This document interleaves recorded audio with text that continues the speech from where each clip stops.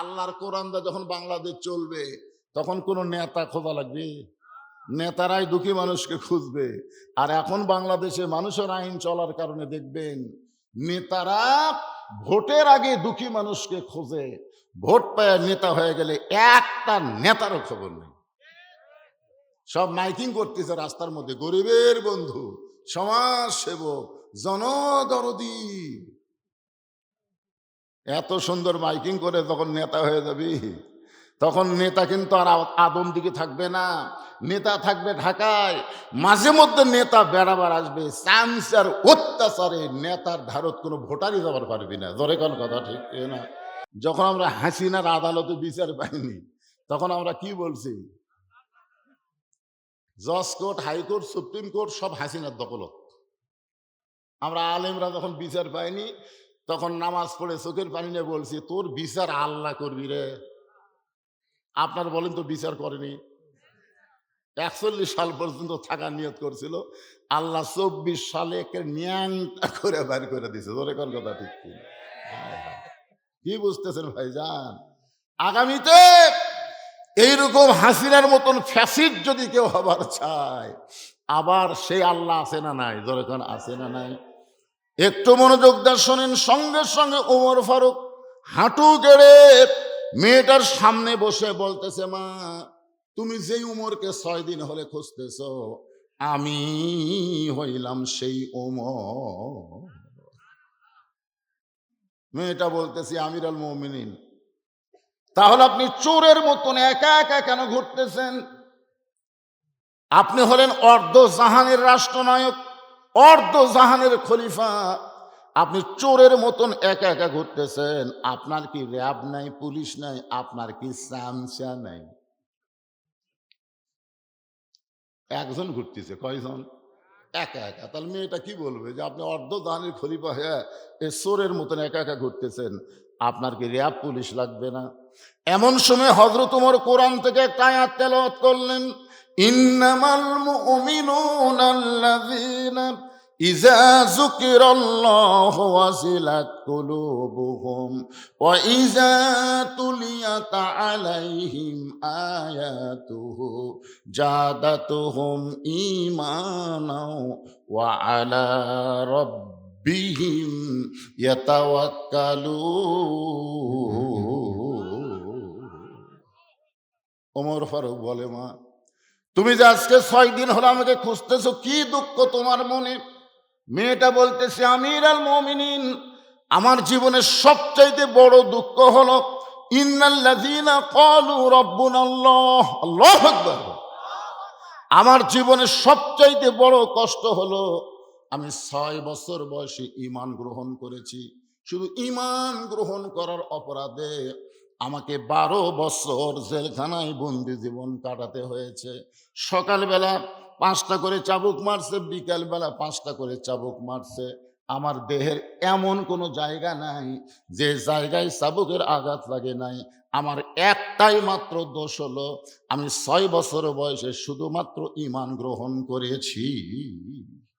আপনার বলেন তো আল্লামা সাঈদী হুজুরের দোষ কি? এ বাংলার জনগণ, মানুষের তৈরি আইন দিয়ে যখন বাংলাদেশ চলবে তখন ভালো মানুষের দোষ না করলেও বাতিল তাকে জেলের মধ্যে বন্দি করে অন্যায়ভাবে কষ্ট দিবে। যার প্রমাণ হলো আমাদের এই ইমামে আজম আবু হানিফা। আপনারা তার জীবনে পড়ছেন? কিছু বললে হবে না তো। আপনি হানাফি মাযহাব বলে দাবি করবেন, অথচ ইমামের জীবনী পড়বেন না। ইমাম হাম্বলি রহমতুল্লাহ আলাইকে কিভাবে মারছে, ইমাম শাফিকে কিভাবে মারছে আপনারা জানেন? তারা কি কোনো অন্যায় করছে? জোরে কোন, তারা কোনো অন্যায় করছে? কোনো অন্যায় করে নাই। শুধুমাত্র কুল জাল হক ওয়া যাহাকাল বাতিল ইন্নাল বাতিলা কানা যাহুকা। একটু মনোযোগ দিবেন। ওমর ফারুক বললেন, মা তোমাকে 6 বছর বয়সে ঈমান গ্রহণ করার অপরাধে 12 বছর জেলখানায় বন্দি রেখেছিল, এখন তুমি কিভাবে 2 রাস্তার মাঝখানে? মেয়েটা বলতেছি, আমিরুল মুমিনিন, যেই দেশের জেলখানায় আমাকে বন্দি করে রাখছিল ওই দেশের নাম হলো রোম দেশ। আপনি যখন রোম পারস্য দখল করলেন, তখন আপনি ঘোষণা করে দিলেন মুসলমান কোন রাষ্ট্র যখন দখল করবে, ওই রাষ্ট্র তখন আল্লাহর কোরআন দিয়ে চলবে। আর আল্লাহর কোরআন দিয়ে যখন কোনো রাষ্ট্র চলবে, ওই রাষ্ট্রে জেলখানার কোনো দরকার পড়বে না, কারণ কোরআনের বিচার হলো ডাইরেক্ট। যখন কোরআনের বিচার কি, তাহলে জেলখানার কোনো দরকার পড়বে না।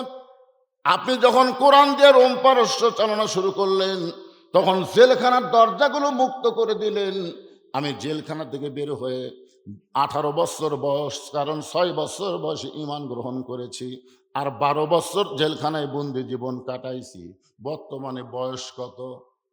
18। ধরে বলেন কত? 18 বছরের একজন যৌবনা মেয়ে। আমি কোথায় যাব? কারণ যেই দেশ আমি জন্মগ্রহণ করেছি সেই দেশটা হলো খ্রিস্টানের দেশ। আর খ্রিস্টানদের জেলখানা থেকে বের হয়ে এই 2 পাহাড়ের মাঝখানে 6 দিন হলে খুঁজতেছি। যদি আপনার দেখা পাই, তাহলে আপনার কাছে এই দুঃখিনী মেয়ে একটু আশ্রয় চায়। সঙ্গে সঙ্গে হযরত ওমর চোখের পানি বের করে বললেন, মা, আমি তোমাকে আশ্রয় দিবার পারবো না, আমি তোমাকে আশ্রয় দিবার পারবো না। মেয়েটা বলতেছে, আমির আল মুমিনিন, ওই জেলখানার মধ্যে বন্দি থাকা অবস্থায় জেনেছি আপনি অত্যন্ত ভালো মানুষ, আপনি আমাকে আশ্রয় কেন দিবেন না? ওমর ফারুক বললেন, মা, ইসলাম কোনোদিন কাউকে আশ্রয় দেয় না, ইসলাম মানুষকে অধিকার দিয়ে দেয়। সোনারা বলেন, আপনার বলেন তো আশ্রয় দেওয়ার মালিককে? আরো জোরে বলেন। কোন মানুষের কাছে কোনো মানুষ আশ্রয় চাওয়া হারাম। ইয়াকা নাবুদু ওয়া ইয়াকা নাস্তাইন, গোলামি করি কার? তাহলে আশ্রয় সাহায্য আমরা কার কাছে চাই? ওমর ফারুক বললেন, মা, আমি তোমাকে আশ্রয় দিবার পারবো না, তবে ইসলাম তোমাকে অধিকার দিয়েছে। মেয়েটা বলতেছে, আমির আল মুমিনিন, ইসলাম আমাকে কি অধিকার দিল? আপনার বলেন তো, ইসলামে নারীদের অধিকার আছে না নাই? এটা কতগুলো এখন মেয়েদের কাছে যাচ্ছে আর বলতেছে, কোরআন যদি সংসদ যায়, তোমাকে ওরা কার বাড়ির থেকে ভাড়া বাদ দিবি না। এরকম কিছু কথা বলতেছে না? হায় হায়, পাগলাই রে। আমার মা বোনেরা শোনেন, এই কোরআন যদি সংসদে যায়, আল্লাহর আইন যে যখন বাংলাদেশ চলে, মেয়েরা তাদের পূর্ণ স্বাধীনতা এবং অধিকার পেয়ে যাবে। ধরে কোন কথা বলেন? মেয়েটা বলতেছে, আমির আল মুমিনিন, ইসলাম আমাকে কি অধিকার দিল? ওমর ফারুক বললেন, মা, ইসলাম তোমাকে বহু অধিকার দিয়েছে, কিন্তু এই মুহূর্তে তোমার 1 নম্বর অধিকার হলো, তোমার বয়স যখন 18, তাহলে ভালো একটা ছেলের সঙ্গে তোমার বিবাহ বসার অধিকার দিয়েছে। 18 বছরের যৌবন নারীর জন্য ইসলামের 1 নম্বর অধিকার হলো ভালো একটা ছেলের সাথে বিয়ে বসা। কি ছেলে? সুন্দর না ভালো? হ্যাঁ, সুন্দর কিন্তু আলাদা জিনিস। যদি বলতো সুন্দর একটা ছেলের সাথে বিয়ে বসার অধিকার দিছে, তাহলে আমার মতন কালো বউ পাওয়া কঠিন হয়ে যেত। হ্যাঁ, এই জন্যই ভালো ভালো জিনিসটা বুঝবেন। ভালো, এই যুবকেরা, তোমরা যারা বসে আছো খুব খেয়াল করো, ভালো ছেলের 1 নম্বর গুণ হলো মহরনা নগদ দিবে, 1 টাকাও ডিমান্ড লিবে না। আর কথা কয় না, আর কথা কয় না। এই বিয়ে করছো তোমরা? মাশাআল্লাহ, সব এক জায়গায় বলছে রে। ভালো ছেলে যদি হবার চাও, মোহরানা যা বাগদা সেটা নগদ দেওয়া লাগবে, 1 টাকা ডিমান্ড নেওয়া জায়েজ। জোরে বলেন জায়েজ। ওমর ফারুক বললেন, মা, এই মুহূর্তে তোমার ভালো একটা ছেলের সঙ্গে বিয়ে বসার অধিকার দিয়েছে, কিন্তু তোমার যখন কোনো অভিভাবক নেই, আমি তোমার অভিভাবক হয়ে একটা ভালো ছেলের কথা বলি, দেখো তো ছেলেরা তোমার পছন্দ হয় কিনা। মেয়েটা বলতেছে, আমির আল মুমিনিন, তাহলে আপনি বলেন তো ভালো ছেলের পরিচয় কি? ওমর ফারুক বললেন, ছেলেটার বয়স হলো 22 বছর। ছেলেটার বয়স কত? লম্বায় হলো 6 ফুট 2 ইঞ্চি, গায়ের রং হলো ফর্সা, চাঁদের মতন চেহারা, যোগ্যতা হলো 30 পারা কোরআনের হাফেজ, 6 লক্ষ হাদিসের হাফেজ। ছেলেটার নাম হলো আব্দুল্লাহ আর বাবার নাম হলো উমর। সুবহানাল্লাহ, আসতে বললেন কেন? উমর ফারুক বললেন, মা আমার আব্দুল্লাহর সঙ্গে তোমাকে বিয়াটা দিয়ে তোমাকে বৌমা বানায়া আমার বাড়িতেই তোমাকে অধিকার দিবার চাই। ছেলের বউকে আপনারা কি বলেন? আরো জোরে সবাই বলতেছেন না কেন? যাদের নাই হবি না। আমি দিনাজপুরের এক মাহফিলে এরকম 3-4 বার বলছে ছেলের বউকে আপনারা কি বলেন? বৌমা। বৌমা সবাই বলতেছে, কিন্তু ওর বাম পাশে সভাপতি সাহেব কথা কয় না। তা আমি বললাম, সভাপতি সাহেব আপনার কি ছেলে নাই? তোকে আছে হুজুর। তো বিয়ে করেন নাই? করাছি তো। কয়টা ছেলে বিয়ে করাছেন? 2টা করাছি হুজুর। তা আপনি একটা বার বৌমা বলতেছেন না, কারণ কি? তখন বলে, হুজুর যে 2টা বউ পাছি এটা মায়ের যোগ্য না, এরা হলো বউ দজ্জাল। এই জন্যে বৌমা শব্দটা উচ্চারণ করতেছে না। আজও বাংলাদেশে অনেক বেটার বউ বৌমায়ের যোগ্যতা হারায়া তারা বাড়িতে বউ দজ্জাল হয়ে আছে। কথা কর না কেন ভাইজান? আরে বউ দজ্জাল। রে মায়েরা যারা পর্দার অন্তরে আছেন, আমি কার কথা বলবো? আমার নিজেরটার কথাই বলতে যে কয়েকদিন আগে 5 পীর একটা মাহফিল হয়ে গেল। মাহফিল তো না, ইসালে সব বিশাল একটা মেলা হয়ে গেল, 5 পীর মেলা। আমার বউ এক তালিকা এনে, মেলা হচ্ছে রোববারে আর শুক্রবারের দিন আমাকে তালিকা দেখাচ্ছে যে এই কয়েকজনক দাওয়াত দেওয়া লাগবে। তা আমি দেখলাম আমার শ্বশুর শাশুড়ি, শালা শালার বউ, ভয়রা আমার শালি, আমার শালির আবার জামাই, তার মেয়ে, এইগুলা দেখলাম 13-14টা নাম লিখছে। আমি খেয়াল করে দেখলাম আমার গ্রুপের একটাও নেই, মানে সব বইয়ের গ্রুপ, আমার গ্রুপের একটাও নেই। আমি গেলাম, কে গো, তাহলে তোমার গুলা সবগুলো দাওয়াত দেবো, তাহলে আমার গুলা কোচ আপনার গুলা পরে দিবেন, এক সময় পরে, এক সময় দেবেন, একবারে এত ল্যাপ তোষক আছে। ওরে বাবারে, কি বুদ্ধি দেখছেন হুজুরের বউ বলতেছে এত ল্যাপ তোষক আছে, তাই আপনার গুলা পরে দিবেন, গরমের সময় দিবেন। হ্যাঁ, প্রত্যেক বাড়িতে এইরকম বউ আছে না নাই? জোরে কোন আছে না নাই? নিজের গুলা পছন্দ করে, শ্বশুর গোষ্ঠীর একটাকে পছন্দ করে না। এরা কিন্তু বৌমা হওয়ার পারবে না, এরা হলো বউ দজ্জাল। উমর ফারুক বললেন, মা আমার আব্দুল্লাহর সঙ্গে তোমাকে বিয়াটা দিয়া তোমাকে বৌমা বানায় আমার বাড়িতেই তোমাকে অধিকার দিবার চাই। মেয়েটা মুসকি মুসকি হাসার বলে, আমির আল মুমিনিন, আপনার আব্দুল্লাহর চাইতে ভালো ছেলে কি দুনিয়াতে নাই?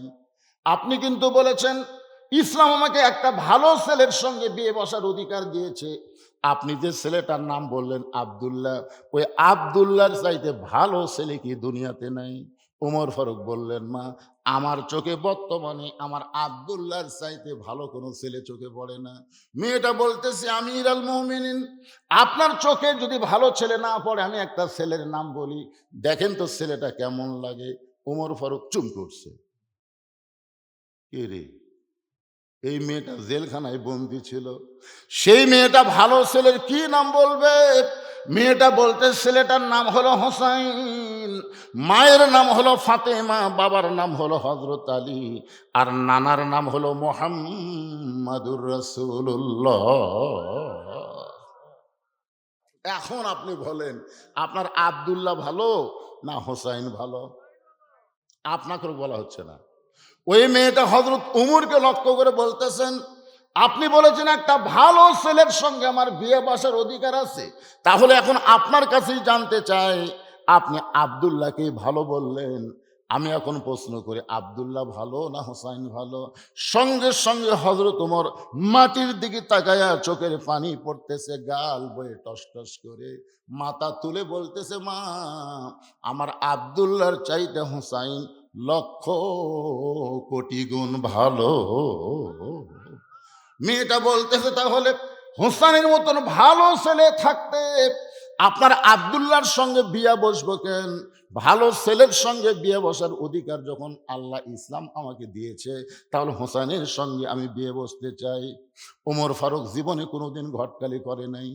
মেয়েটাকে নিরাপদ আশ্রয় দিয়ে পরন্ত বিকেল বেলায় হযরত আলীর বাড়ির দরজায় আসসালামু আলাইকুম ইয়া আহলাল বাইত, সাথে সাথে কোরআন থেকে একটা আয়াত তেলাওয়াত করলেন, আম্মা সাইলা ফালা তানহার। আল্লাহ নবীর সুন্নত, আপনি যখন কোনো মুসলমানের বাড়ি যাবেন, বাড়ির দরজার যা খটখটি না করে প্রথম কি দেওয়া লাগবে? সালামটা আপনারা দেন, আসসালামু আলাইকুম ইয়া আহলাল বাইত। এই সালাম দেওয়ার সঙ্গে সঙ্গে উমর ফারুক বললেন, আম্মা সাইলা ফালা তানহার। হযরত আলী বাড়ির ভিতর থেকে চমকে গেলেন। যেই ব্যক্তি সালাম দিল সে তো হযরত ওমরই হবে, তাহলে ফকিরের আয়াত কেন তেলাওয়াত করলেন? দরজা খুলে বলতেছে, ওয়ালাইকুম আসসালাম ইয়া আমির আল মুমিনিন, আপনি আবার কবে থেকে ফকির হলেন? ওমর ফারুক বলে, আলী রে, জীবনে কোনোদিন এত বড় বিপদে পড়ি নাই, আজকে প্রথম ঘটক হইয়া তোমার বাড়ির দরজায়। এই ঘটককে কিন্তু ফিরানো চলবে না। আলী বলতেছে, আপনার মতন মহান ব্যক্তি যদি ঘটক হয় তাহলে অবশ্যই প্রস্তাব ভালো হবে। বলেন তো প্রস্তাবটা কি? বলে, তোমার হোসেনের সঙ্গে আমি একটু ঘটকালি করতে চাই। হযরত আলী আসমানের দিকে তাকায় বলেন, আলহামদুলিল্লাহ আলহামদুলিল্লাহ আলহামদুলিল্লাহ। আপনার মতন মহান ব্যক্তি যদি আমার হোসেনের বিয়ের ব্যাপারে ঘটকালি করে তাহলে পাত্রী অবশ্যই ভালো হবে। ওমর ফারুক বললেন, পাত্রীর 1 নম্বর গুণ হলো 6 বছর বয়সে ঈমান গ্রহণ করেছে। ঈমানের কলেমা পড়ে নাই, ঈমানকে গ্রহণ করেছে। শুধুমাত্র ঈমান গ্রহণ করার অপরাধে 12 বছর বন্দি জীবন কাটাইছে। সকালবেলা 5টা চাবুক, বিকালবেলা 5টা চাবুক খাইছে। এত নির্যাতনের পরেও মেয়েটা ঈমান হারা হয় নাই। আমার আব্দুল্লাহর সঙ্গে মেয়েটাকে বিয়ে দিবার চাইলাম, কিন্তু মেয়েটা আমার আব্দুল্লাহকে এলাও করলো না, পছন্দ করলো না। মনে মনে তোমার হোসেনকে করছে কামনা। এখন বলে, আলী ভাই, আমার ঘটকালি কি গ্রহণ করা যায়? আলী বলতেছে, আমি মনে মনে মনে মনে হোসেনের জন্যে এমন একটা বউ খুঁজতেছিলাম। সুবহানাল্লাহ, জোরে কন। আপনার ছেলের জন্য মনে মনে বউ খুঁজতে পারবেন। মনে মনে বুঝেন, দেখে দেখে না, মনে মনে মনে মনে চিন্তা করবেন, কোরআনের শিক্ষিতা, পর্দানিশী, তারপরে ওর মায়ের পর্দা আছে, নানির পর্দা আছে, ওই গোষ্ঠী হলো পর্দানিশী গোষ্ঠী। এরকম মনে মনে বউ খুঁজবেন, দেখে দেখে না। আমার এলাকার এক হাজী সাহেব 13-14টা দেখেছে। দেখার পর আমাকে বলতে যে, হুজুর এতগুলো দেখলাম এখনো পছন্দ হলো না। তা আমি বললাম, কে ভাই, বুড়া বয়স আর বিয়ে করে চাচ্ছেন? না হুজুর, আমার জন্য লয় তো, আমার ছেলের জন্যে।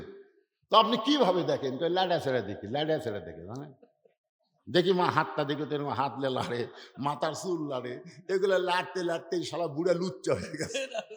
ওই সহজে বেটা বিয়ে করবি না, ওই আরো লাড়বি। ইসলামে কোনো নিয়ম নাই বেটা বিয়ে করবে বাপ দেখবে, কারণ বিয়ার আগে বাপের জন্যও যা, বেটার জন্যও তাই। কথা কন না কেন? বিয়ার আগে বাপের জন্যও মেয়ে যা, ওই বেটার জন্যও তাই। আলী বলতেছেন, আমি মনে মনে এমন একটা মেয়ে পছন্দ করেছিলাম, খুঁজতেছিলাম। উমর ফারুক বললেন, আলী ভাই, তাহলে আমার ঘটকালি আল্লাহ কবুল করেছে, আসো দুইজন কোলাকুলি করি। বুকের মধ্যে নিয়ে যখন দোয়া পড়তেছে, আল্লাহুম্মা জিদ মুহাব্বাতাল লিল্লাহি ওয়া লিরাসূলি, উমর হযরত আলী যখন কোলাকুলি করতেছে, এমন সময় হোসেন ঘরের ভিতর থেকে বের হয়ে সালাম দিয়ে বলে, মুরব্বীরা, আপনার দুইজন যেইভাবে কোলাকুলি করতেছেন মনে হয় বিয়ে আপনারাই করবেন। যেই মাত্র কইছে মনে হয় বিয়ে আপনারাই করবেন, সঙ্গে সঙ্গে উমর ফারুকের রাগ বেশি না কম? রক্তের মতন চেহারা লাল করে বলতেছে, হোসাইন, আমি তোমার মুরব্বী, তোমার বাবাও তোমার মুরব্বী, আমরা দুই মুরব্বী মিলে যদি কোনো সিদ্ধান্ত নেই, তুমি কি সেই সিদ্ধান্ত গ্রহণ করবা না? হোসেন বলতেছে, আপনি আমার মুরব্বী, আমার বাবা মুরব্বী আমি জানি, কিন্তু আসল মুরব্বী হিসাবে শুধু একজনকেই আমি মানি, তিনি হলেন আমার নানা। আমার নানা ছাড়া অন্ধভাবে এই দুনিয়ার কাউকে মানা যাবে না। ফাত্তাবিউনি, খুব খেয়াল করবেন। অন্ধভাবে শুধু একজনকেই মানা যাবে, তিনি হলেন আমাদের নবী। জোরে বলেন তিনি কে? আমাদের নবী ওমর ফারুক জুমার দিনে খুতবা দিচ্ছিলেন, মাঝখান থেকে একজন লোকমা দিছে, লোকমা দিয়ে বলতেছে, আমির আল মুমিনিন, আমাদেরকে খাটো পাঞ্জাবি দিয়ে আপনি লম্বা জুব্বা পরলেন কেন? আপনারা বলেন তো, উমর ফারুকের সামনে যেই সাহাবী লোকমা দিয়েছে, ওই সাহাবী নবীরে কোনোদিন লোকমা দিবার পারবে? কেন পারবে না? কারণ নবী সম্পর্কে আল্লাহ বলেছেন, মায়ান্তিকু আনিল হাওয়া ইন হুয়া ইল্লা ওয়াহয়ুন ইউহা। নবী কিছুই করে না, কিছুই বলে না যতক্ষণ আল্লাহ না করায়। সোনালো বলেন না কেন? শুধুমাত্র আল্লাহর নবী ছাড়া অন্ধভাবে কাউকে পুরোপুরি মানা যায় না। হাসান বলতেছে, আপনি আমার মুরব্বী, আমি জানি, সম্মান করি, আমার বাবাও মুরব্বী, আমি জানি, সম্মান করি, কিন্তু একমাত্র মুরব্বী হিসাবে আমার নানাকেই শুধুমাত্র মানি। ওমর ফারুক বলে, হোসাইন তুমি কি বুঝাবার চাও? হোসাইন বলতেছে, তাহলে শোনেন, আজ কয়েকদিন আগে আমি স্বপ্নে দেখলাম আমার নানা ঘরের মধ্যে আরাম করতেছে। আমি দরজা দিয়ে বললাম, নানু ভাই, আমি হোসাইন একটু আপনার কাছে যাবার চাই। আমার নানা বলতেছে, খবরদার, এখন দরজা খোলা যাবে না, আমি এখন জান্নাতের মধ্যে আরাম করতেছি। আমি হোসাইন চমকে গেলাম। যেই নানা ভাঙ্গা ঘরের মধ্য থেকে কথা বলতেছে, আর সেই নানা বলতেছে আমি জান্নাতে আরাম করতেছি, দরজা না খুললে কি হবে? আমি একটা জানলার পাল্লা দেওয়ার ভিতর দিকে তাকায় দেখি আমার নানি উড়াতে বালিশ বানায় দিছে, আর সেই উরুর উপরে আমার নানা শুয়ে আছে। আমি রাগ করে বললাম, নানা ভাই, নানির উড়াতে বালিশ বানায় শুয়ে থাকলে কি জান্নাতে থাকা যায়? আল্লাহ নবী বলেন, হোসেন রে, তুই ছোট্ট মানুষ, তুই বুঝবি না ভাই, তোর নানির মতন বউ যদি কেউ ঘরে পায়, ওই ঘরটা আল্লাহর জান্নাত হয়ে যায়। সেদিন থেকে আমি সিদ্ধান্ত নিয়েছি, নানা যেই রকম বিয়ে করে ভাঙ্গা ঘর জান্নাত হয়েছে, আমিও তেমন একজন মেয়েকে বিয়ে করব, যে মেয়েটাকে বিয়ে করে নিয়ে আসলে আমার ভাঙ্গা ঘর আল্লাহ জান্নাত বানায় দিবে। কারণ ভাবিয়া করিও কাজ, করিয়া ভাবিও। আজকে অধিকাংশ সংসারে অশান্তি এই শালি বইয়ের কারণে। কথা কন না কেন? কথা কন না কেন? এই জন্যে ভাবিয়া করিও কাজ, করিয়া ভাবিও না। হ্যাঁ, হোসেন বলতেছে, মুরব্বী আপনি জানেন, আজ কয়েকদিন হলে আমার বড় ভাই হাসানকে আমি গোপনে গোপনে কাঁদতে দেখছি। আজ কয়েকদিন হলে আমার সামনে হাসে, গোপনে কান্দে। আমি একদিন হাসানকে বললাম, কে রে ভাই, ছোট ভাই আমরা গলা ধরে দুই ভাই বেড়াইছি, আজকে তুই গোপনে গোপনে কান্দিস কেন? হাসান বলে, এমনি এমনি। সরল সোজা তো। হাসান আবার অবিকল আল্লাহ নবীর মতো, ধরে কান সুবহানাল্লাহ। হোসেন বলে, ভাই কেন কান্দো? হাসান বলতেছে, আমি কেন কান্দি এই কথা যেন কাউরে বলিস না ভাই, আমার ভাগ্য বড় খারাপ, তোর ভাবি অত্যন্ত খারাপ। হাসান রাদিয়াল্লাহু যাকে বিয়ে করেছিল তার নাম হলো জায়েদা। জোরে বলেন, তার নাম কি? জায়েদা হলো কুটনি। এর কাছে ওর কথা, ওর কাছে ওর কথা, ওর কাছে। এরকম কিছু মেয়ে মানুষ গ্রামে আছে না নাই, যাদের কারণে গোটা গ্রামে শান্তি। এই জায়েদার মতন একটা মেয়ে ছিল, নাম হলো হাসিনা। জোরে কার নাম কি? আপনারা বলেন তো, যতদিন ছিল কোন শান্তি ছিল? কথা বল না কেন? একটু মনোযোগ দিয়ে শুনবেন। আর একটা মেয়ে ছিল খালেদা। জোরে বলেন, আর একটা মেয়ের নাম কি? 2-3 ট্রাম ক্ষমতায় ছিল, কিন্তু বাংলাদেশের একটা আলেমের হাতে হাত করা পড়েছে। আপনারা কি দেখছেন? যার কারণে বেগম খালেদা জিয়া দুনিয়ার থেকে বিদায় নিল। তার জানাজায় গোটা পৃথিবীর ভিতরে এত মানুষ হয় নাই, সেই মানুষ তার জন্য দোয়া করে দিল। তবে আমরা আল্লাহর কাছে একটা শুকরিয়া আদায় করব। সেই শুকরিয়াটা হলো, একজন ভালোভাবে বিদায় নিয়ে চলে গেছে, আর একজন ভারতত পলে আছে। কারণ এরশাদ চাচার পর থেকে আমরা কিন্তু খুবই বিপদে ছিলাম। কারণ মরদ মানুষের উপরে মেয়ে মানুষ থাকলে রহমত না বিপদ? এ কথা কন না কেন রে ভাই? আল্লাহ কোরআনে বলেছে, আর রেজালু কাওয়ামুনা আলা নিসা, পুরুষ থাকবে উপরে, নারী থাকবে নিচে। এটা কার কথা? আর রাসূল বলেছেন, মা তারাক্তু বাদি আলা উম্মতি ফিতনাতুন আদারাল রাসূলু মিনান নিসা, রাওয়াহুল বুখারী কিতাবুল ফিতান।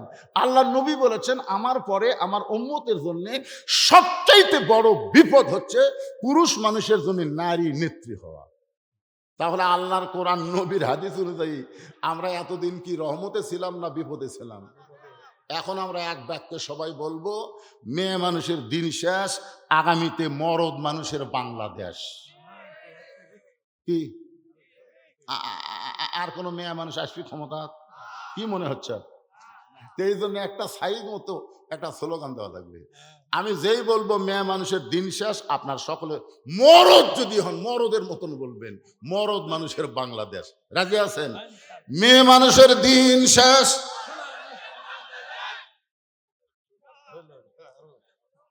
হাসে হাসে যা হাসে আলহামদুলিল্লাহ। মানে এতদিন মেয়ে মানুষের তলে থেকে পুরুষ মানুষ কি হবে জানেন? যেই বাড়িতে দেখবেন মেয়ে মানুষের গলা জোরে হয়, ওই বাড়িতে পুরুষ মানুষের কণ্ঠ নিচু। জোরে কোন কথা ঠিক কিনা? আপনাকে এই গ্রামে খোঁজটা দেখবেন, যেই বাড়ির মেয়ে মানুষ চিল্লাচিল্লি বেশি করে, ওই বাড়ির পুরুষ মানুষ হিজড়া ঢপা হয়। জোরে কোন কি ঢপা হয়? হিজড়া। এতদিন মেয়ে মানুষ আমাকে মাথার উপর ছিল, আমাকে রেখে স্বভাবটা কিরকম হয়ে গেছে, দুর্বল। তো আগামীতে একটা চান্স আছে, আছে না নাই? কথা কন্টে ভাই, আছে না নাই? একটু মনোযোগ দিয়ে শুনবেন।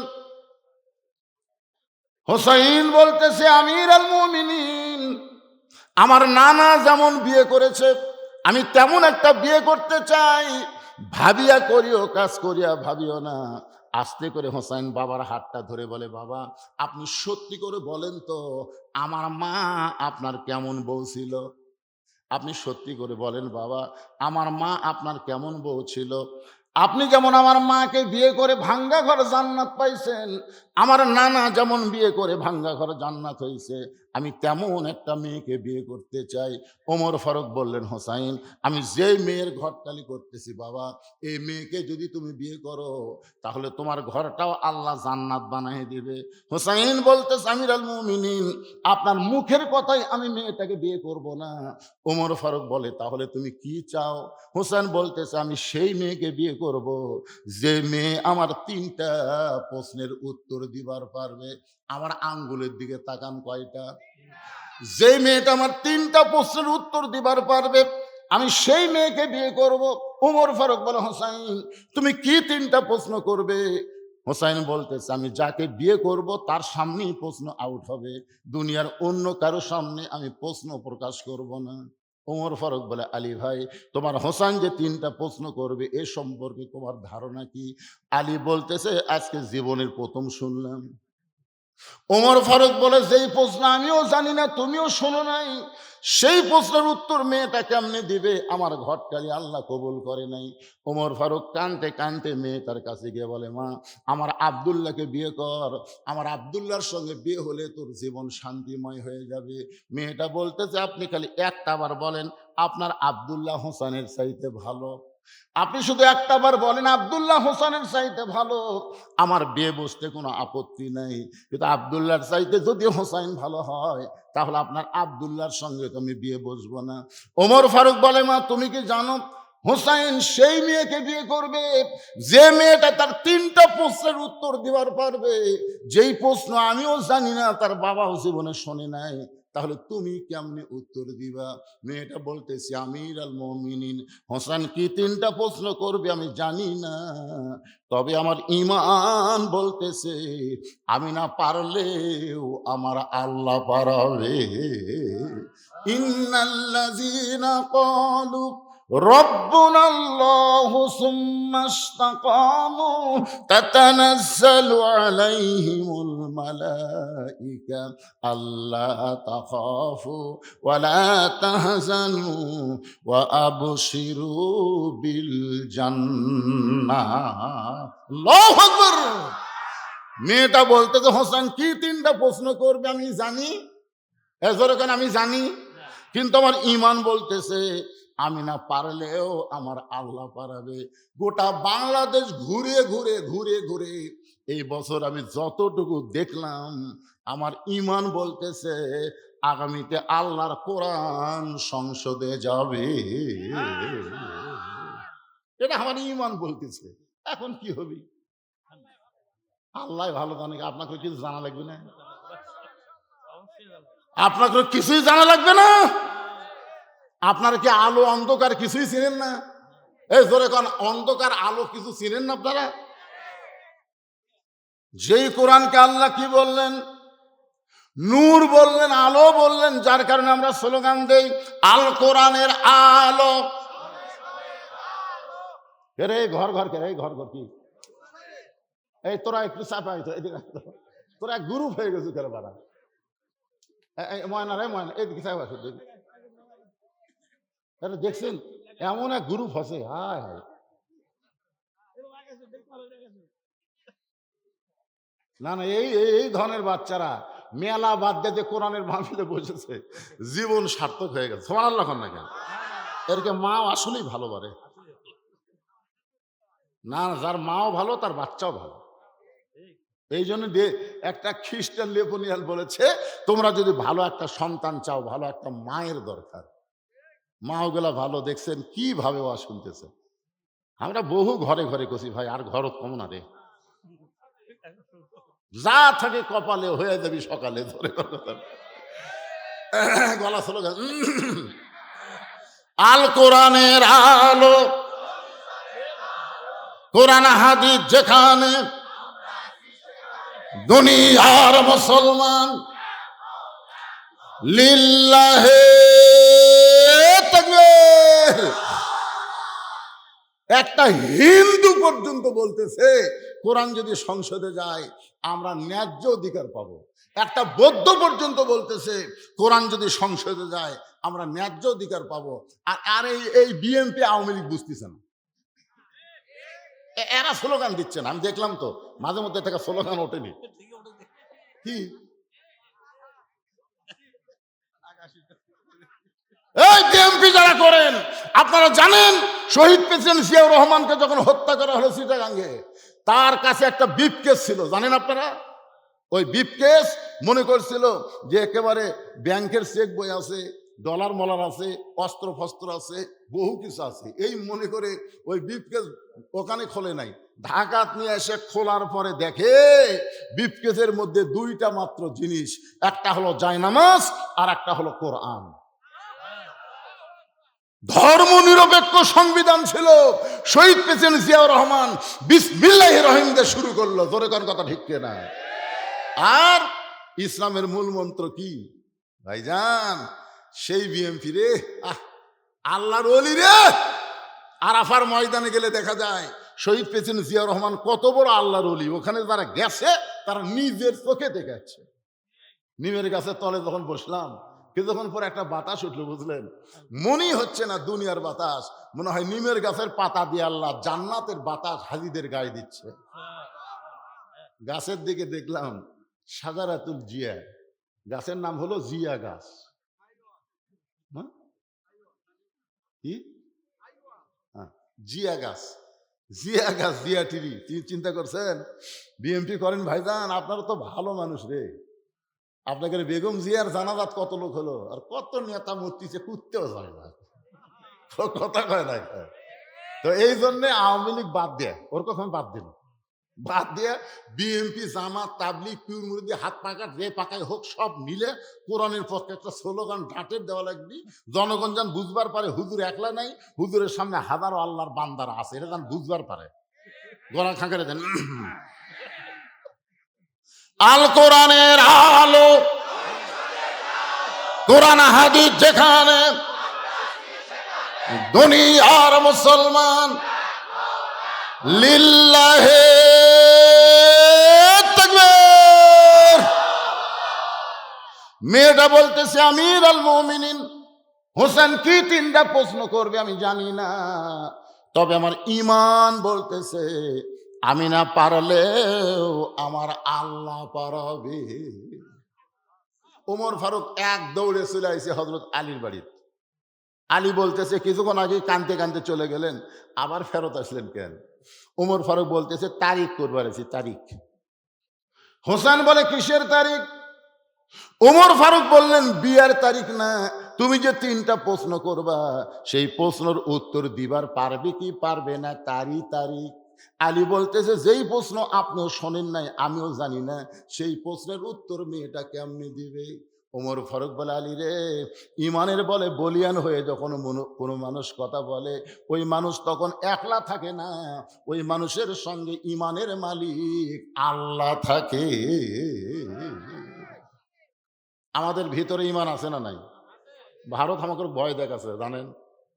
কয়েকদিন আগে ভারতের এক উগ্রপন্থী মন্ত্রী বলেছে বাংলাদেশের কতগুলো মৌলবীরা কোরআন তেজত জয়া খালি রাজনীতি করে, যে সব দেখা হলো শেষ, আগামীতে দেখবো কোরআনের বাংলাদেশ। ওই মন্ত্রী ভারত থেকে বলতেছে এই যে মৌলবীরা জানে না যে বাংলাদেশে 3 দিকে ভারত, একদিকে সাগর, যদি আমরা ধরি এই মৌলবীরা পলানা রাস্তা পাবি না, সাগরও চুবড়া মরবি। এমন একটা হুমকি দিছে বুঝলেন। আমরা বলে সাগরও চুবড়া মরব। আমি ফেসবুকে লিখলাম, কেরে ন্যাংটির বাচ্চারা, এই তোরা যে সাগর আমাকে দেখাস, এর চাইতে বড় সাগর মুসা নবীর সামনে ছিল, আল্লাহ সাগরকে রাস্তা বানায় দিল। তাহলে আমাকে সেই আল্লাহ আছে না নাই? তোরা 3 দিক থেকে ধরবো, সাগর আল্লাহ রাস্তা বানিয়ে দিবি, আমরা যাবো, তোমরা যেই ঢুকবো আর আগেকার মতন চাপা খাবো, ফেরাউনের মতন চুবড়া মরবো। তোর এখন কথা ঠিক কিনা? একজন ভারতের এমপি নগেন্দ্র, এর নামগুলো কঠিন, বলতেছে আমাদের কাছে পারমাণবিক বোমা আছে, অ্যাটম বোমা আছে, একটা বোমা যদি মারা হয় গোটা বাংলাদেশ ছাই হয়ে যাবে। তার মানে আল্লাহর কোরআন দিয়ে বাংলাদেশ চলুক ওরা পছন্দ করে না, কারণ কোরআন দিয়ে যখন বাংলাদেশ চলবে ভারতের একটা খনিও থাকবে না, সব খনি আল্লাহ বাংলাদেশের মাটির তলে পৌঁছাইয়া দিবে। কি মনে করতেছেন? এটা 2003 সালে আপনার কিছু ভূতত্ত্ববিদ এসেছিল বিদেশ থেকে, এসে বাংলাদেশের মাটির তলে তাকে দেখে হীরার খনি, সোনার খনি, তেলের খনি, কয়লার খনি, পেট্রোলের খনি, খালি খনি রে বাংলাদেশের তলে। কিন্তু এত নিচে আছে বুঝলেন, এত নিচে খনিগুলো আছে যে খনির থেকে ওগুলো তুলবার গেলে খরচই বেশি হইবে। এটা মারহাবা। কিন্তু আল্লাহ কোরআনে বলেছেন ফালিয়াবুদু রাব্ব হাযাল বাইত আল্লাযী আত'আমাহুম মিন জু'ইন ওয়া আমানাহুম মিন খাউফ। তোমরা ওই ঘরের মালিকের যখন গোলামি করবা তোমাদের রিজিকের কোনো পেরেশানি থাকবে না। ওই খনিগুলো আল্লাহ নিচে থেকে উপরে তুলে দিবার পারে না। ওয়া আমানাহুম মিন খাউফ। ওরা যখন আমাদের বাংলাদেশকে লক্ষ্য করে বোমা মারবে, আপনারা বলেন তো আমাদের জাতির পিতা হযরত ইব্রাহিমের নিচে নমরুদের আগুন জ্বলতেছে, জোরে কান কি জ্বলতেছে? নমরুদ খালি বারবার বলতেছে ইব্রাহিম রে, আগুনের মধ্যে পড়ে ছাই হয়ে যাবি, এত বড় চুলা বানাইছি, তোর মতো হাজারটা ইব্রাহিমকে পুড়ে ছাই করে দিবে। আল্লাহ বলতেছে কুলনা ইয়া নারু কুনি বারদাও ওয়া সালামান আলা ইব্রাহিম। ওগো ইব্রাহিম, নমরুদ আগুনের চুলা জ্বলাবার পরে কিন্তু পুরানোর ক্ষমতা নমরুদের হাতে নাই, পুরানোর ক্ষমতা কার হাতে? তাহলে ভারত যখন বাংলাদেশকে নষ্ট করার জন্য, ধ্বংস করার জন্য বোমা মারবে, এই বোমা মনে করেন আপনাদের মন্দির পুকুর এলাকা পড়লো, মনে করেন আপনাকে এই এলাকাতে একটা বোমা পড়লো, বোমা পড়ে আল্লাহ বলতেছে আল্লাহ আমি বোমা কি ফুটবো না ফুটবো না? যেরকম নমরুদের আগুনের চুলা বলছিল জ্বলবো না জ্বলবো না, আল্লাহ কাছে শান্তিদায়ক হয়ে যায়। তো বোমাও বলবে আল্লাহ ফুটবো কি ফুটবো না, আল্লাহ বলতেছে ফুটিস না। এখন বলেন আল্লাহ যদি বোমাকে ফুটবার নিষেধ করে, বোমা ফুটবে? ও আমানাহুম মিন খাউফ। খুব খেয়াল করে দেখেন, বোমা ফুটতেছে না। তখন বোমা বলতেছে আল্লাহ তুমি নমরুদের চুলাকে শান্তির বাগান বানিয়ে দিছে, তো আমাকে বোমা অন্য কিছু বানিয়ে দাও। তখন আল্লাহ বলতেছে বাংলাদেশের ছেলে পেলে তরমুজ খুব পছন্দ করে, যা আমি আল্লাহ ঘোষণা করলাম তুই 27 টন ওজনের বোমা তরমুজ হয়ে যাও। 27 টন ওজনের বোমা তরমুজ হয়ে পড়ে আছে ভাই। এই এলাকার ছেলে ফেলে তো আপনাকে কম দুষ্ট নয়, কেরে ওটা কি পড়ে আছে রে, ছেলে ফেলে কিন্তু সাহস বেশি। আস্তে আস্তে হাত দা থেকে কেরে তরমুজ, বাড়ির থেকে বটি দাও কুড়াল ঝাড় আছে কাটিয়া যখন তরমুজ খাচ্ছে, ওরা দূর থেকে দূরবীর যন্ত্রতে দেখতেছে কেরে আমাকে বোমা যে মন্দির পুকুর করলো, বোমার খবর কি? ওরা দেখতেছে কাটিয়া খায়, হাসতেছেন। আমাকে সে আল্লাহ আছে না নাই? এ ধরে কেন আছে না নাই? আমরা শুধু কোরআন হাতে নিব, আল্লাহ গোটা পৃথিবী আমাদেরকে দিয়ে দিবে। ধরে কোন কথা ঠিক কিনা? দেওয়ার মালিককে। এই জন্য যেই কোরআন থেকে আলোচনা শুনতেছেন, আল্লাহর বান্দার একটু মনোযোগ দিয়ে শুনবেন। ওমর ফারুক বললেন, আলী রে, মেয়েটা এমন কথা বলেছে, আমার বিশ্বাস মেয়েটা একলা নাই, মেয়েটার সঙ্গে আমার আল্লাহ আছে। তার মানে কি বোঝা গেল? ইমানদারের সাথে কে আছে? যাই বলতেছেন না, আপনার সাথে কি শয়তান আছে? তাহলে জোরে সবাই বলবেন, আমাদের সাথে কে আছে? আরো জোরে, ওয়াহুয়া মাআকুম আইনা মা কুনতুম। আল্লাহ বলে, বান্দা বান্দি আছে যেখানে, আমি আল্লাহর পাওয়ার, আমি আল্লাহর দয়া, আমি আল্লাহর রহমত আছে সেখানে। তারিখ মোতাবেক তারিখ হয়ে গেছে। তারিখ মোতাবেক হযরত ওমর ডান পাশে বসে গেছে, আর হোসাইন বসেছে মাঝখানে, আর বাম পাশে বসে গেছেন হযরত আলী। এই যে আমাদের দিকে একটু তাকায় দেখেন, ডান পাশে হযরত ওমর বসে গেছে, মাঝখানে হোসাইন, আর বাম পাশে হযরত আলী বসে গেছে। সামনে একটা চাদর দেওয়া হয়েছে, চাদরের ওই পারে ওই সুন্দরী মেয়েটাকে বসানো হয়েছে। আপনাদের কাছে আমার প্রশ্ন হলো, সামনে চাদর দেওয়ার কারণ কি? সবাই জোরে বলেন। তার মানে কি বোঝা গেল? পর্দা এটা কিন্তু মমতাজ পাগলির মতন একজন গায়িকা হাসিনার সময় সংসদে গেছিল। মমতাজ সংসদে গেছিল, আপনারা জানেন। ওই সংসদে গিয়ে একটা গান গাইছিল, ওরে শরীয়তের মৌলানা, আমাদেরকে লক্ষ্য করে, ওরে শরীয়তের মৌলানা, চোখ দুইটা করলা কানা, মনের পর্দা বড় পর্দা, তোমরা খুঁজা পাইলা না, তেতুল হুজুর বুঝলো না। তাহলে মনের পর্দা যদি বড় পর্দা হয়, আপনার বলেন তো ওমর ফারুকের মন ভালো না খারাপ? এই সত্য কথা বলার সময় এই পিছনে ছেলে দৌড়াদৌড়ি করে, শোনেন, এই ছোট ছোট বাচ্চাদেরকে আপনারা সাবধান করবেন। বাজান, রাসূল কি জন্য বললেন 7 বছর থেকে তালিম দাও? 7 বছর থেকে তালিম দাও, 10 বছর থেকে জোর করে নামাজ ধরো। এমনি এমনি কইছে, এদের দৌড়াদৌড়ি করতেছে, এখন একটু তালিম দেওয়ার বয়স। এখন ঘড়ির দিকে তাকে দেখেন তো রাত 11:30 বাজতেছে, আর 11টার সময় এরা দৌড়াই। আমাদের এলাকায় সন্ধ্যার সময় প্রত্যেকটা মেয়েরা ঘোড়া চেক করে হাঁস মুরগি উঠলো কিনা। সন্ধ্যার সময় লাইট দিয়ে দেখতেছে হাঁস মুরগি ঠিক মতো উঠলো কিনা। সন্ধ্যার সময় পুরুষ মানুষ গোয়াল ঘর চেক করতেছে গরু ছাগল ঠিক মতো উঠলো কিনা। কিন্তু সন্ধ্যার সময় মুরগি হাঁস, সন্ধ্যার সময় গরু ছাগল যদি চেক করে, তাহলে রাত 11:30 বাজলো। এরকে বাপ মা কুটি গেল, চেক করবি না?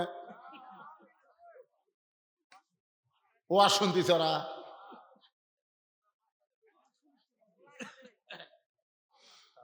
খালি ঠিক মতো চেক না করার কারণে ওরা একদিন এমন হবে, সেই দিন বুঝবার পারবেন চেক করার কি দরকার। ছোট ছোট বাচ্চারা, সোনার ময়নারা সব মাহফিল বসো, সবাই মাহফিলে বসো আল্লাহর রাস্তায়। প্রথম আসে যেরকম দেখলাম, বুঝলাম, আমার মন ভাঙ্গা গেছিল। কে রে, পাশে একটা সন্ধ্যার সময় মাহফিল করলাম, মানুষের জায়গা হয় না। ঝাঁকন না, সব বলে হুজুর ওয়াজ শুনে পেট ভরেনি, কি এক ওয়াজ করে চলে গেছেন, শুনতে শুনতে সময় শেষ। আজকে মনে করুন পেট ভরাতে যা লাগে, কিন্তু আসে দিকে মানুষ নেই। প্রথম আমি তা দেখলো ভাই, এদিকে টোটাল ছাপ্পা, এদিকেও ফাঁকা। কিন্তু এখন একটু কলজা ভরে উঠতেছে, যাক আলহামদুলিল্লাহ ভরতেছে আস্তে আস্তে। কি পোলার জন্য? তাই পোলার জন্য না। আপনার বলেন তো পোলার গুরুত্ব বেশি না কোরআনের গুরুত্ব বেশি? তো বলেন কোরআনের জন্য বলেন। পোলা ওটা একটা নফল সাবজেক্ট, ফরজের মধ্যে লিয়ে আসেন। সবাই একটু জিকির করেন, লা ইলাহা ইল্লাল্লাহ, জোরে লা ইলাহা ইল্লাল্লাহ, লা ইলাহা ইল্লাল্লাহ, লা ইলাহা ইল্লাল্লাহ, লা ইলাহা ইল্লাল্লাহ, লা ইলাহা ইল্লাল্লাহ, লা ইলাহা ইল্লাল্লাহু মুহাম্মাদুর রাসূলুল্লাহ। তার মানে বোঝা গেল মনের পর্দা, পর্দা না, পর্দা হলো আল্লাহর আইন। জোরে বলেন, পর্দা কার আইন? ওমর ফারুকের মন ভালো, হোসেনের মন ভালো, আলীরও মন ভালো, কিন্তু তারপরে সামনে একটা চাদর দিয়ে বুঝাই দিল মনের পর্দা পর্দা নয়, পর্দা হলো আল্লাহর। আরো জোরে বলেন, পর্দা কার আইন? আমার মায়েরা যারা পর্দার অন্তর আছেন, মা আপনি মরে গেলে হবে, 5টা কাপড় দেওয়ার পরে আপনাকে যখন খাটনিতে রাখা হবে, তখন কিন্তু আবার চাদর দিয়েও খাটনিটা ঢাকা রাখবে। জোরে কোন ঠিক কিনা? ফেরেশতারা ঘরে আর কয়, আল্লাহ, এই মেয়েটা যখন জীবিত ছিল গোটা মন্দির পুকুর ঘুরিছে, আর মরে যাওয়ার পরে 5 কাপড় দিয়া তার উপর আবার চাদর দিয়া খাটনি ঢাকা দিয়েছে, কারণ কি? আল্লাহ বলে, ফেরেশতা, ওই দেশের নাম হলো বাংলাদেশ। ওই দেশের মেয়েরা বাঁচতে পর্দা মানে না, কিন্তু মরার পরে পর্দা করে। আপনার বলেন তো, মরার পরে পর্দা করে কোনো লাভ হবে? মায়েরা মনোযোগ দিয়ে শুনবেন। ওমর ফারুক এখন বলে, হোসাইন, তুমি যে 3টা প্রশ্ন করবা, এই 3টা প্রশ্ন এখন শুরু করে দাও। এবার হোসাইন দাঁড়িয়ে গেছে। কয়টা প্রশ্ন? 3টা প্রশ্নের উত্তর দিবার পারলে বিয়ে, নচেত কিন্তু বিয়ে করবে না। হোসেন দাঁড়িয়ে বলতেছে, রে মেয়ে, তুমি একা একা বসে আছো, তাই বলে মনে করো না তুমি একলা হয়ে গেছো। আমি হোসাইন বড় একা হয়ে গেছি। উমর ফারুক কোনার ঘুতাতে বলতেছে, বাজান, তুমি কেমনি একলা হলে? তোমার ডান পাশে আমি বসে আছি, বাম পাশে তোমার বাবা বসে আছে, তুমি কেমনি একলা হলে? হোসেন বলে, রে মেয়ে, আমার 2 পাশে 2 জন মহামানব বসে আছে দেহ নিয়ে, কিন্তু মনে মনে মনে মনে তোমার পক্ষ নিয়েছে। আপনারা বলেন তো, ওমর ফারুক কার পক্ষে?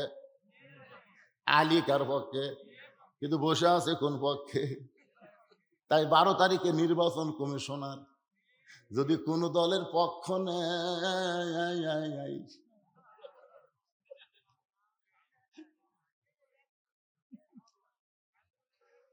হ্যাঁ,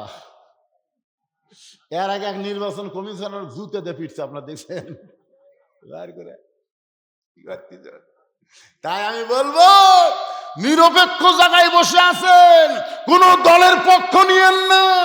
জনগণ যারে দিবে সেই সম্মান পাবে। জোরে কোন কথা ঠিক?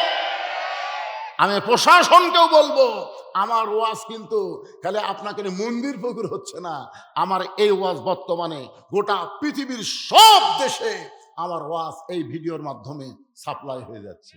আপনারা কি মনে করতেছে খালি আপনারা শুনতেছেন? মালয়েশিয়া শুনতেছে, সৌদি আরব শুনতেছে, বাহরাইন শুনতেছে, কাতার শুনতেছে, সমস্ত দেশে আমাদের বাংলাদেশের যত ছেলেরা আছে বন্ধুদের ওয়াজ প্রত্যেক দিন লাইভে তারা দেখে। তা বলতে যে, ভাইজান, ও সোনার ভাইরা, যা করছেন করছেন, হাসিনার সময় আর করবেন না, জাগার মান সম্মান ঠিক থবেন। হোসেন বলতেছে, রে মেয়ে, তুমি একলা নাই, আমার পাশে যে 2 জন মহামানব বসে আছে, এরা মনে মনে তোমার পক্ষ নিয়েছে, তোমার কোনো টেনশন নাই। কারণ এমন 2 জন আল্লাহওয়ালা যদি কারো পক্ষ নেয়, তাকে আল্লাহ কোনোদিন অসম্মান করে না। ওমর ফারুক বলে, বাবা, এখন তুমি প্রশ্ন শুরু করে দাও। এই মনোযোগ দিয়ে শোনাই, মনোযোগ দিয়ে শোনেন। হোসেন বলে, রে মেয়ে, আমার 1 নম্বর প্রশ্ন হলো, আমার মাকে তুমি জানো? আমি কোন মায়ের সন্তান? সঙ্গে সঙ্গে হযরত আলী চমকে উঠছে। আলী চমকে উঠছে, কে? আমি বেটার সাথে আছি। হোসেন তো বলতে পারে, আমার বাবাকে তুমি জানো? বাবার কথা না বলে কার কথা বলতেছে? আমার মাকে তুমি জানো? আমি কোন মায়ের সন্তান? সঙ্গে সঙ্গে মেয়েটা পর্দার ওপার থেকে বলে, হোসাইন, আপনার মাকে আমি চিনি। প্রশ্ন করেছে, আমার মাকে তুমি জানো? আর মেয়েটা বলতেছে, আমি চিনি। ওমর ফারুক জিব্বাত কামড় খাইছে। প্রথম প্রশ্নই আউট। প্রশ্ন করলো কি, আমার মাকে তুমি জানো? আর উত্তর দিল, আমি চিনি। আপনারা বলেন তো, জানা আর চেনা এই 2টা কি এক? হোসাইন মুচকি মুচকি হাসতেছে, আর হযরত আলী 2 চোখ দিয়ে দর দর করে পানি পড়তেছে। উমর ফারুক জিব্বাত কামড় খাইছে, হোসাইন মাঝখান থেকে মুসকি মুসকি হাসতেছে, আর হযরত আলী চোখ দিয়ে দর দর করে পানি পড়তেছে। এই পানি পড়ার কারণ হলো, রে মেয়ে, তুই হোসেনের মার কেমনে চিনবি? আমি স্বামী হইয়াও পুরাপুরি তাকে চিনতে পারিনি। সুবহানাল্লাহ না কেন? আমি স্বামী হইয়া পুরাপুরি চিনতে পারি নাই, এমনকি মা হইয়াও খাদিজা ফাতেমাকে পুরাপুরি চিনতে পারে নাই। একদিন গভীর রাত্রে নবীকে বুকের মধ্যে নিয়ে বলে, ইয়া রাসূলুল্লাহ, আপনার মেয়ে ফাতেমাকে কি আপনি চিনেন? আল্লাহ রাসূল মুসকি মুসকি হাসের বলে, খাদিজা, তুমি কি পাগলি হয়ে গেলে? আমি হলাম বাবা আর তুমি হলাম মা, আমাদের দুইজনের মাধ্যমে আমাদের কলিজার টুকরা ফাতেমা। খাদিজা বললেন, হুজুর, শুধু এইটুকু চিনলে হবে না, ফাতেমার যে অন্য একটা রূপ আছে আপনি কি জানেন? আল্লাহ রাসূল বলে, খাদিজা, আমি হলাম বাবা, আপনি হলেন মা, বাবার চাইতে মায়েরা বেশি জানে। খাদিজা বলে, হুজুর, তাহলে শোনেন, যখন আমার বড় মেয়ের নাম হলো জয়নাব, যখন দুনিয়াতে প্রসব হলো, আমার প্রসব ব্যথা হলো, আমার রক্ত পর্যন্ত ঝরেছিল। আমার দ্বিতীয় মেয়ে রোকেয়া যখন আমার পেটের মধ্যে ছিল, আমার পেটটা উঁচু হয়েছিল, পেটের মধ্যে ওজন হয়েছিল। রোকেয়া যখন দুনিয়াতে ভূমিষ্ঠ হইল, আমার তখন প্রসব ব্যথা শুরু হয়ে গেল। ওগো আল্লাহর নবী, আমার তৃতীয় মেয়ে কুলসুমা যখন আমার পেটের মধ্যে ছিল, তখন আমার পেটটা উঁচু অবস্থায় হয়েছিল। আমার এক সময় যখন রোকেয়া কুলসুমা দুনিয়াতে ভূমিষ্ঠ হইল, তখন আমার প্রসব ব্যথা হলো, রক্ত পর্যন্ত ঝরে গেল। কিন্তু আল্লাহর শপথ করে বলতেছি নবী, ওই ফাতেমা যখন আমার পেটের মধ্যে আসলো, আমার পেট উঁচু হয়েছিল, কিন্তু পেটের মধ্যে কোনো ওজন বুঝতে পারি নাই। এই ফাতেমা যখন দুনিয়াতে ভূমিষ্ঠ হইল, আমার প্রসব ব্যথার কোনো কিছুই আমি টের পাইলাম না। আমি লক্ষ্য করে দেখলাম আমার মেয়ে ফাতেমা একা একাই দুনিয়াতে ভূমিষ্ঠ হইল। আমি মা হয়ে যখন তাকায় দেখতেছি, তখন দেখতে পাই ফাতেমার এই দুইটা ছোট্ট হাত দিয়া তার ইজ্জত পর্যন্ত ঢেকে দুনিয়াতে জন্ম নিয়েছে। আমি মা হইয়াও কোনোদিন তার ইজ্জত দেখতে পারি নাই। হযরত আলী চোখটা দর দর করে পানি পড়তেছে, উমর ফারুক জিব্বাত কামড় মারছে, আর হোসাইন মুসকে মুসকে হাসতেছে। অনেক সময়